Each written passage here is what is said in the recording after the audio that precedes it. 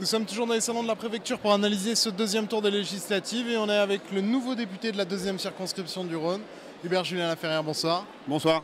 Alors vous avez connu finalement une soirée par rapport à vos autres collègues, La République En Marche, assez compliquée puisque vous l'emportez avec 53% des voix face à Nathalie Perrin-Gilbert.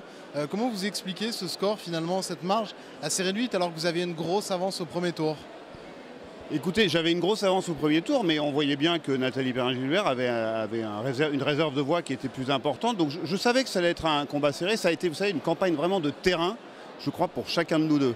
D'abord une campagne passionnante, et j'ai senti sur le terrain une adhésion, mais j'ai senti aussi que ça allait être un match serré. Puis on voit d'ailleurs au niveau national que finalement c'est un petit peu plus serré même au niveau national, donc ça se répercute effectivement dans cette circonscription qui est une circonscription la plus à gauche de Lyon et l'une des plus à gauche de l'ensemble du département.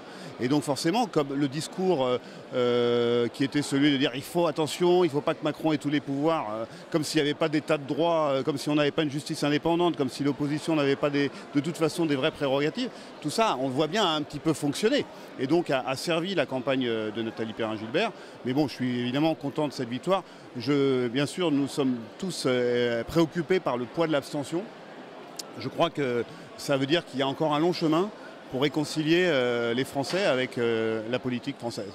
Et ce sera l'occasion avec ce mandat d'Emmanuel Macron. Il faut qu'il réussisse pour que nous puissions réconcilier les Français avec la politique.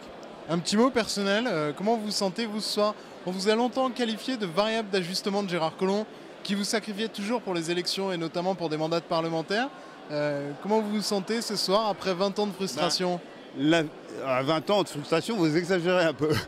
Il n'y a pas 20 ans de frustration. Mais en tout cas, la victoire est d'autant plus appréciable quand on a persévéré, effectivement, on va dire plutôt pendant 10 ans. Merci beaucoup. Merci.